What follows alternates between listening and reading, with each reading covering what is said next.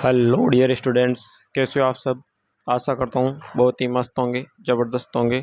स्वागत है आपका हमारे यूट्यूब चैनल उन्नत क्लासेज बाई डीएस में। दोस्तों, अपन पढ़ रहे हैं इतिहास, और इतिहास के बारे में अपन बातें करें। अपना जो टॉपिक चल रहा है वो चल रहा है इतिहास से संबंधित, और अपन पढ़ रहे हैं सभ्यता। कौन सी सभ्यता पढ़ रहे हैं बच्चों? अपन पढ़ रहे हैं वैदिक सभ्यता। वैदिक सभ्यता में अपन ने बच्चों काफ़ी हद तक चीज़ें क्लियर कर ली थी। आज जो अपन पढ़ेंगे बच्चों, आज का जो टॉपिक अपना जो रहेगा वो बच्चों आपका जो रहने वाला है वो रहेगा आपका वैदिक कालीन आर्थिक जीवन। कि वैदिक कालीन के लोगों का आर्थिक जीवन किस पर निर्भर था, वैदिक कालीन लोग किस तरीके से अपना जीवन यापन करते थे, किस तरीके से वो अपना कार्य करते थे, इन सब बिंदुओं के बारे में आज के सेशन में अपन अध्ययन करेंगे। दोस्तों, लास्ट सेशन में जो अपन ने देखा वो ये देखा था कि जो अपन ने बात की थी लास्ट सेशन में, अपन ने दो बिंदुओं के बारे में बात की थी। एक तो अपन ने बात की थी आश्रमों के बारे में, ठीक है, और एक अपन ने बात की थी वर्णों के बारे में। तो बच्चों, इस चीज के बारे में अपन ने बहुत अच्छे तरीके से अध्ययन कर लिया था। आशा करता हूँ आपको ये चीज बहुत अच्छे से समझ में आई होगी, और आपने हमारे चैनल को ज़्यादा से ज़्यादा लाइक, शेयर और सब्सक्राइब किया होगा।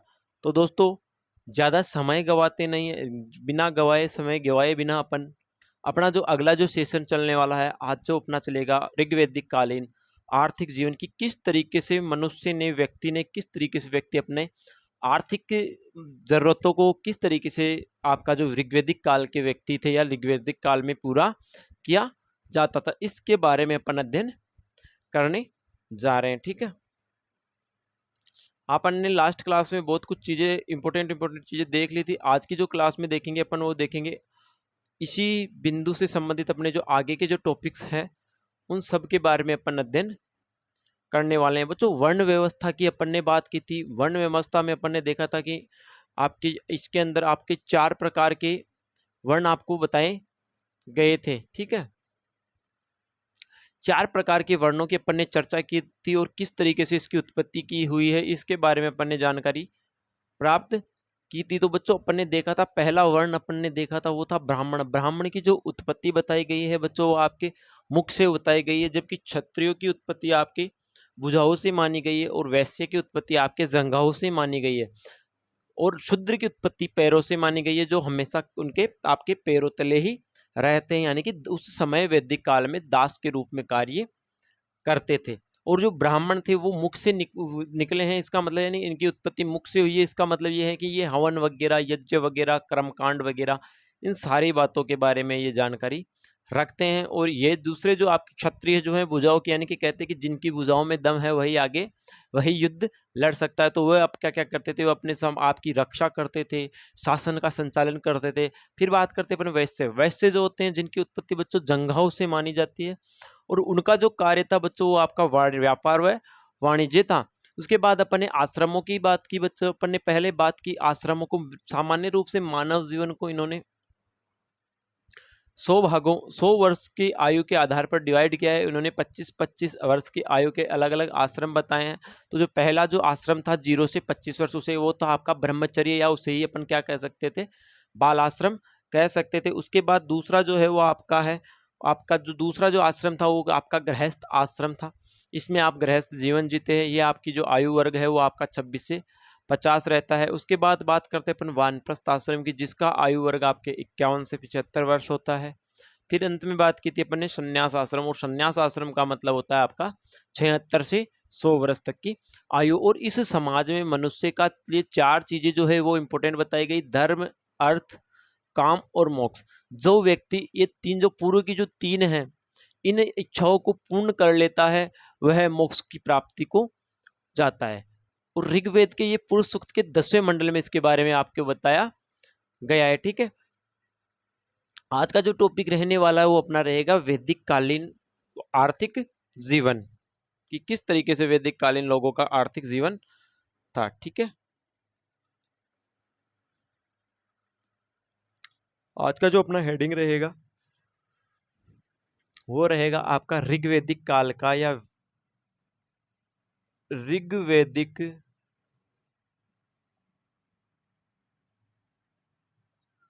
कालीन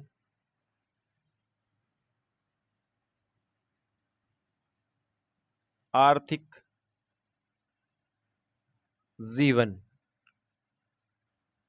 ऋग्वैदिक कालीन आर्थिक जीवन। इस ऋग्वैदिक काल में व्यक्ति किस तरीके से अपना जीवन यापन कर सकते थे, किस तरीके से जो व्यापार का माध्यम था या जो कार्य करने का व्यवसाय का जो माध्यम था, इन सब चीजों के बारे में अपन इस सेशन में देखने वाले हैं। जो बच्चों बात करते हैं अपन इसके जो मुख्य जो व्यवसाय था, ऋग्वैदिक काल का जो मुख्य व्यवसाय था वो आपको सबको पता है कि क्या था,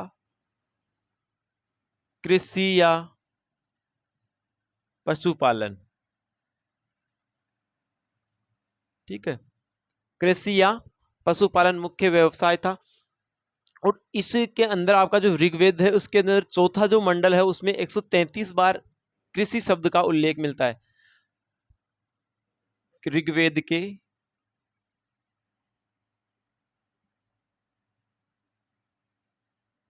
चौथे मंडल की, ठीक है, ऋग्वेद के चौथे मंडल के पुरुष सूक्त में, यानी कि ऋग्वेद के चौथे मंडल में इसके बारे में जो कृषि शब्द है इसका उल्लेख कितनी बार मिलता है बच्चों, आपके 133 बार कृषि शब्द का उल्लेख मिलता है। और जो कृषि योग्य जो भूमि होती थी बच्चों उसको ऋग्वेदिक काल में उर्वरा कहा जाता था या उर्वरा क्षेत्र कहा जाता था। कृषि योग्य भूमि क्या कहलाती थी, आपकी उर्वरा। ठीक है, या उर्वरा क्षेत्र जहां से फसल उगाई जाती है या फसल का उत्पादन अच्छी तरह से किया जा सकता था। ठीक है, जो इसके समय जो ऋग्वैदिक काल में जो बच्चों सिंचाई का जो माध्यम था, सिंचाई का साधन आपको पता है क्या था, सिंचाई के माध्यम जो थे आपका कुओं से सिंचाई की जाती थी। वर्तमान में आपके कुओं में पानी खत्म हो सकता है और इन जिन कुओं से सिंचाई की जाती थी या जिन कुओं के आधार पर इसमें सिंचाई का प्रयोग किया जाता था तो जिसे अपन कहते थे यवत, यवत कहा जाता था बच्चों। जो कुओं से जो सिंचाई की जाती थी उसे अवत कहा जाता था। क्या कहा जाता था बच्चों आपके, अवत, अवध कहा जाता था। और ऋग्वेद काल के अंदर जो सबसे पहले जो आपके जो सबसे ज्यादा जो इंपोर्टेंट जो फसल थी वो आपके जौ की फसल थी, जिसका उल्लेख मिलता है और जिसका उल्लेख आपके ऋग्वैदिक काल के अंदर आपके यव के रूप में देखने को मिलता है। ठीक है, प्रमुख फसल कह सकते हैं इसको अपन, प्रमुख फसल आपके यव या जौ, जिन्हें क्या कहते हैं, मतलब जौ को ही क्या कहा जाता, यव कहा जाता था। और इसके बाद यहाँ पे बच्चों यहाँ से कई बार ब्रीही के चावल यानी ब्रीही, ब्रीही के साक्ष्य मिलते हैं। और ब्रीही बच्चों आपके चावलों को कहा जाता है, चावल को कहा जाता है ब्रीही, यानी कि आपकी ऋग्वैदिक काल में ब्रीही का उल्लेख भी मिलता है। और इसमें गेहूं का उल्लेख भी मिलता है जिसे गोदुम कहा जाता था। इसमें आपके ऋग्वेद काल में क्या कहा जाता था, गोदुम। किसे कहा जाता था, गेहूं को। इस प्रकार की 3 फसलों के उसमें बच्चों आपकी जानकारी मिलती थी। ठीक है, इसके बारे में अपने को जानकारी मिलती थी। और बच्चों यहाँ पे जो खेती की जाती थी इसका 1/6 भाग तो किसान को कर के रूप में ही दिया जाता था, राजा को। ठीक है, कुल उपज का 1/6 भाग किसके रूप में, कर के रूप में किसे दिया जाता था, राजा को।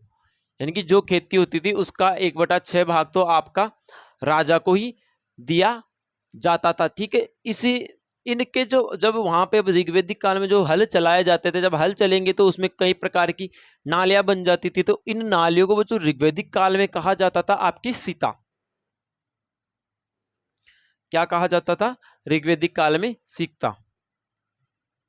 ये किससे बनी नालियां,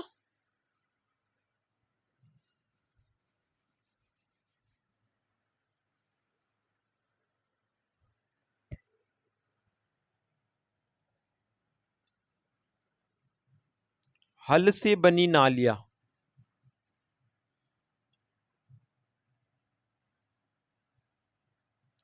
हल से बनी नालियों को बच्चों सीता कहा जाता था। हल से बनी नालियों को सीता कहा जाता था। और बच्चों ऋग्वैदिक काल के जो लोग थे इन्हें किसकी जानकारी नहीं थी? लोहे की जानकारी नहीं थी, लोहे की जानकारी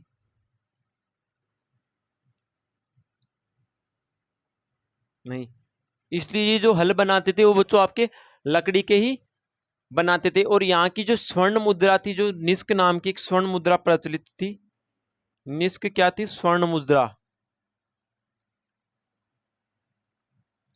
निष्क यहाँ की क्या थी बच्चों? आपके स्वर्ण मुद्रा थी। इस प्रकार से आपका जो ऋग्वैदिक काल यानी के अंदर जो लोग हैं वो कृषि किस तरीके से कृषि करते थे, किस तरीके से अपना जीवन यापन करते थे, या किस तरीके का इनका आर्थिक जीवन था, इसके बारे में अपन ने चर्चा की। और किस प्रकार का था बच्चों अपन देखेंगे। बच्चों इनका जो मुख्य जो रूप से जो मुख्य व्यवसाय था वो बच्चों आपका कृषि था। ये लोग कृषि भी करते थे और पशुपालन भी करते थे। और जो कृषि शब्द है, कौन सा शब्द? कृषि शब्द का उल्लेख मिलता है आपके ऋग्वेद के चौथे मंडल के अंदर मिलता है। और इसके अंदर कितनी बार इसका उल्लेख हुआ बच्चों? आपके 133 बार इसका उल्लेख मिलता है। यानी कि कृषि शब्द का इस्तेमाल 133 बार आपके ऋग्वेद के चौथे मंडल में किया गया। और यहाँ की जो प्रमुख फसल थी बच्चों वो आपके जौ या यव थी, जो थी जिसे ऋग्वैदिक काल में यव कहा जाता था। ब्रीही की भी साक्ष्य यहाँ से देखने को मिलते हैं, जिन्हें क्या कहते हैं? चावल। ब्रीही क्या है बच्चों? चावलों को ही ब्रीही कहा जाता है। फिर बात करते हैं इसके यहाँ के लोगों के लिए, यानी यहाँ से जो फसल प्राप्त हुई उसे अपन गोधूम भी प्राप्त हुई, यानी गोधूम जिसे अपन कह सकते हैं गेहूं को गोधूम कहा जाता था आपके ऋग्वैदिक काल में। और यहाँ पे जो सोने की जो मुद्रा थी, व्यापार के लिए जो सोने की मुद्रा थी उसका क्या नाम था? निष्क। निष्क नामक सोने की मुद्रा यहाँ पे बच्चों व्यापार के लिए काम ली जाती थी। ठीक है। और जो कृषि योग्य जो भूमि होती थी उसे या तो उर्वरा कहते थे या उर्वरा क्षेत्र कहा जाता था। और सिंचाई के लिए इसके यहाँ से जो प्रमुख रूप से प्रयोग किसका होता था बच्चों? आपके कुओं का प्रयोग होता था। और जिन्हें क्या कहा जाता था? अवत। अवत कुओं को नहीं कहा जाता था बच्चों। जो सिंचाई करने की जो प्रक्रिया थी, हलो मतलब कुओं के माध्यम से सिंचाई की जाती थी बच्चों, वो आपके क्या थी? कुओं के माध्यम से सिंचाई की जाती थी, वो आपके क्या थी बच्चों? आपके अवध कहलाती थी। और जब हल चलाए जाते थे तो जो नालियां बन जाती है, वर्तमान में भी आप देखते हो जब हल चलता है तो एक अलग अलग प्रकार की छोटी छोटी सी नालियां आपको देखने को मिलती है। उन नालियों को बच्चों जो कहा जाता था वो आपके सीता कहा जाता था। क्या कहा जाता था? सीता कहा जाता था। किनको? जो हल से जो नालियां बनती थी। यहाँ के लोगों को बच्चों किसकी जानकारी नहीं थी? लोहे की जानकारी नहीं थी। इनको लोहे के बारे में जानकारी नहीं थी, इसलिए कैसे हल को प्रयोग करते थे? ये लकड़ी के हलों का प्रयोग करते थे। और जो कुल उपज होती थी, यानी जो खेती के अंदर एक किसान के पास जितनी उपज हुई है उसका 1/6 भाग तो राजा को किसके रूप में देना पड़ता था? टैक्स के माध्यम से, यानी टैक्स वसूली होती थी, कर के माध्यम से दिया जाता था। दोस्तों आशा करता हूं आपको ऋग्वैदिक कालीन आर्थिक जीवन अच्छे से समझ में आ गया होगा। ठीक है। अगर आपको ये चीज अच्छे से समझ में आई तो हमारे चैनल को ज्यादा से ज्यादा लाइक शेयर एवं सब्सक्राइब कीजिए।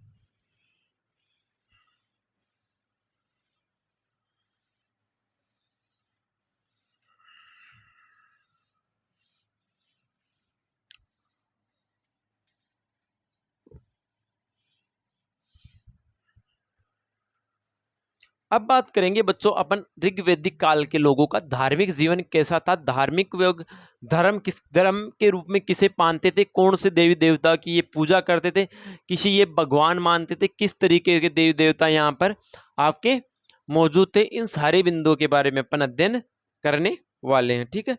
तो बात करते हैं अपन वैदिक कालीन या ऋग्वैदिक कालीन धार्मिक जीवन।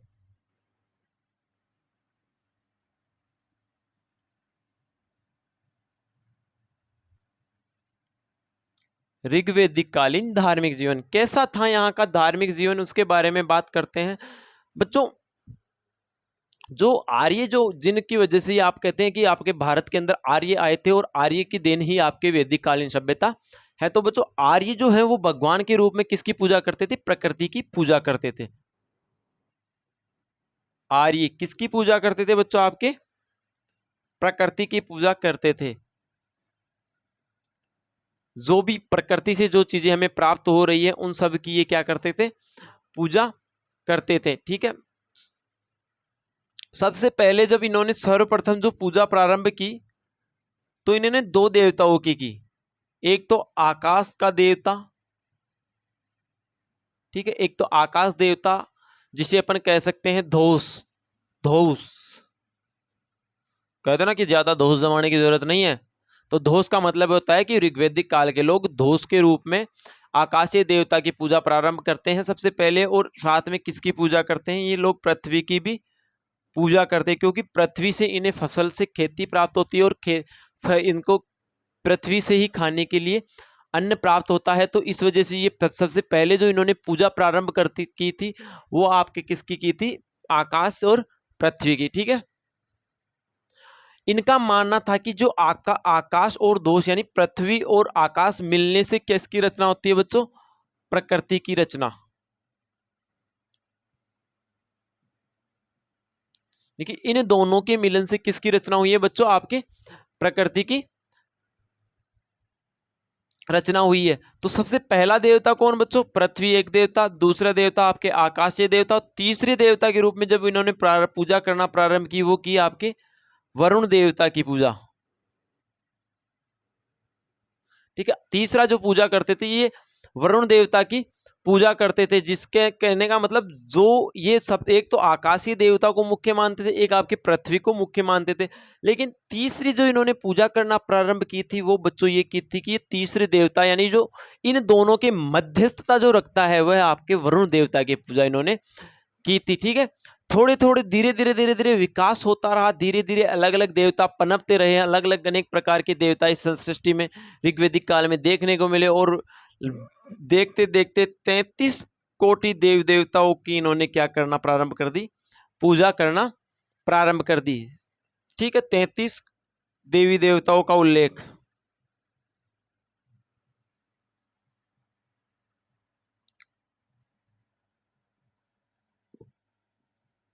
तैतीस देवी देवताओं का उल्लेख मिलता है, और धीरे धीरे जैसे जैसे ये 33 देव देवताओं का उल्लेख मिलता है, अब इन 33 देव देवताओं को भी इन्होंने दो भागों में विभाजित करते हैं। ये पहला एक तो उच्च श्रेणी के देवता, एक होते हैं आपके निम्न श्रेणी के देवता। 33 को कितने भागों में डिवाइड किया बच्चों, दो भागों में, उच्च व निम्न कोटि के देवता, ठीक है। अब इनमें सबसे जो मुख्य जो देवता थे, इनका जो प्रमुख देवता था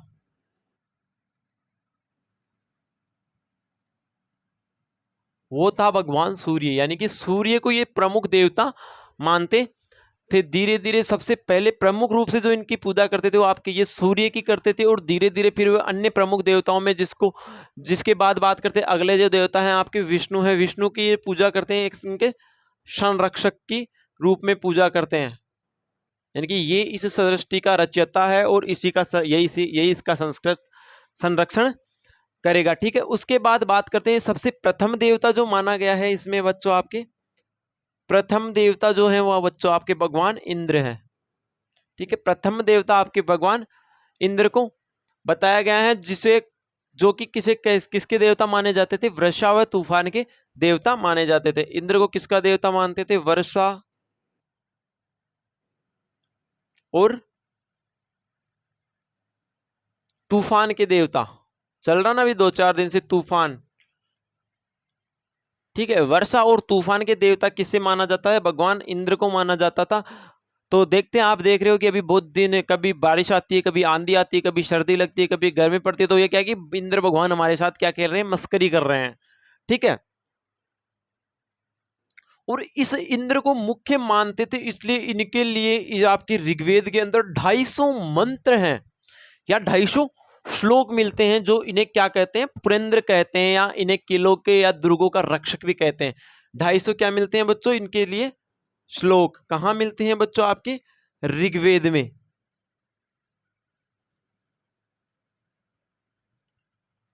250 श्लोक मिलते हैं और ऋग्वेद में मिलते हैं, और इन्हें क्या कहा जाता है, आपके इंद्र को, भगवान इंद्र को कहा जाता था आपके पुरेंद्र। एक तो इसे कहा जाता था पुरेंद्र, एक कहा जाता था इसको बच्चों आपके किलों या दुर्गों का रक्षक।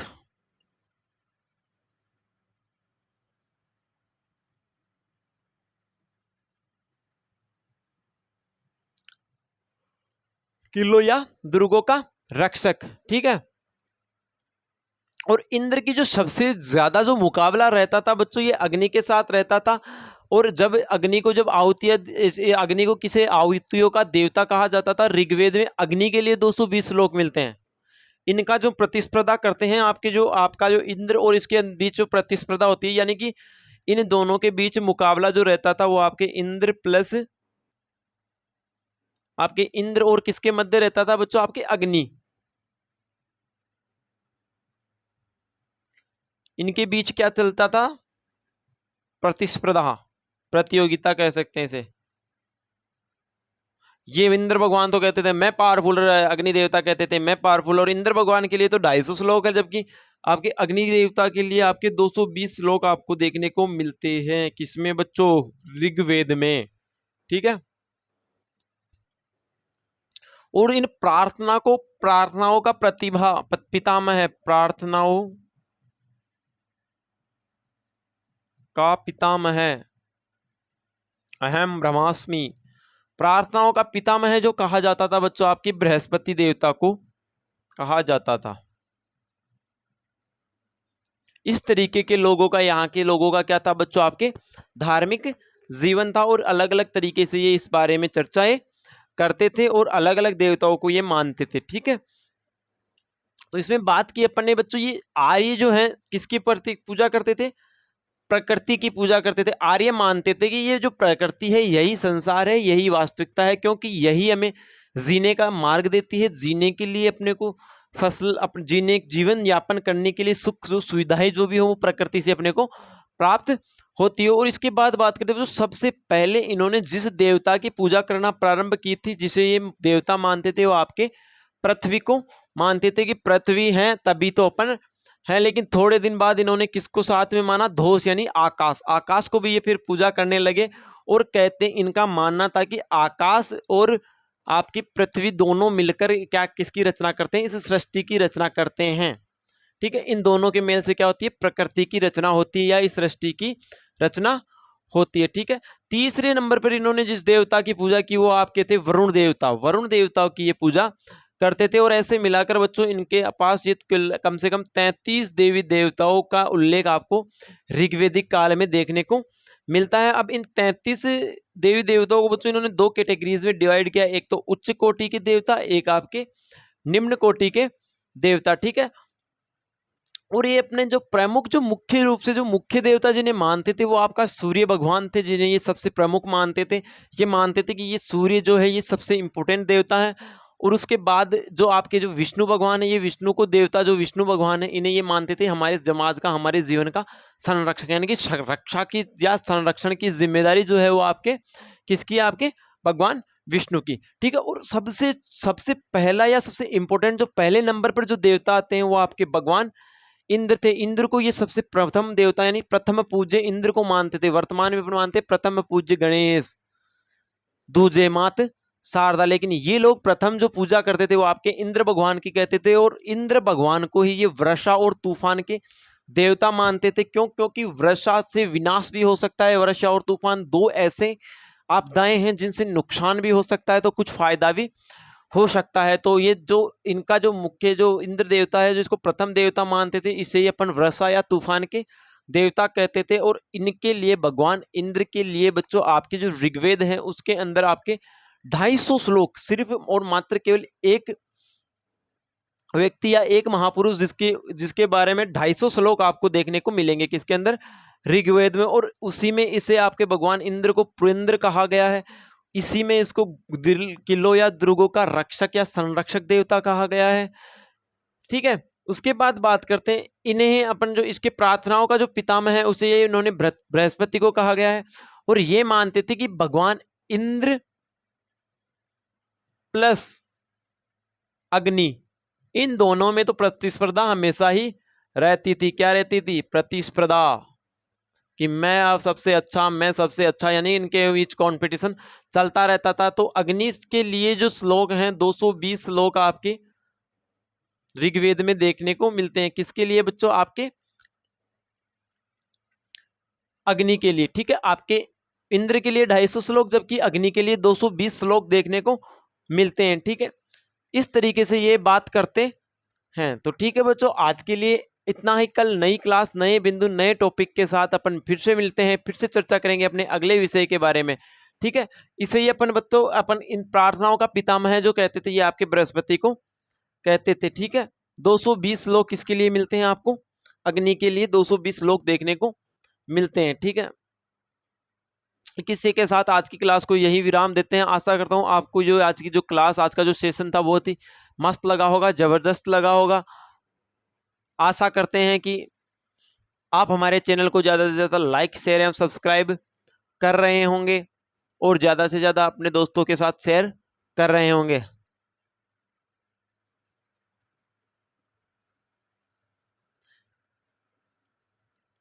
एक शायरी आपके लिए है कि वो आशिक बेहतर था, हम बेहतरीन तलाशने लगे।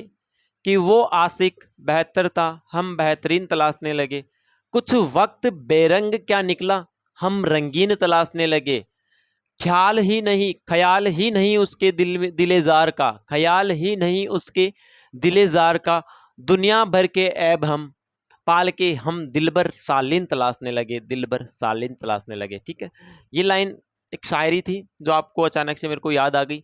तो किस तरीके से है कि वो आशिक बेहतर था, हम बेहतरीन तलाशने लगे। वो आशिक बेहतर था, हम बेहतरीन तलाशने लगे। कुछ वक्त बेरंग क्या निकला, हम रंगीन तलाशने लगे।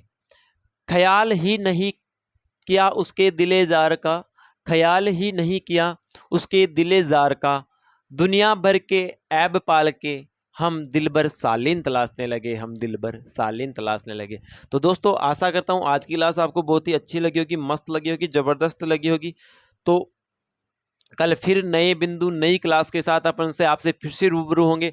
तब तक के लिए जय श्री श्याम, राधे राधे, नमस्कार। और हमारे चैनल को ज़्यादा से ज़्यादा लाइक, शेयर एवं सब्सक्राइब करते रहें। आपका लाइक एक शेयर हमारे लिए बहुत बड़े मोटिवेशन का काम करता है। तो मैं आशा करना चाहता हूं कि आप हमारे इस चैनल को ज़्यादा से ज़्यादा लाइक, शेयर एवं सब्सक्राइब करेंगे, ताकि हम आपके लिए और भी बेहतरीन सुविधाओं से लेस आपकी जो क्लासेज हैं वो लगा सके। तब तक के लिए अलविदा लेते हैं आपसे। धन्यवाद। जय श्री श्याम, राधे राधे।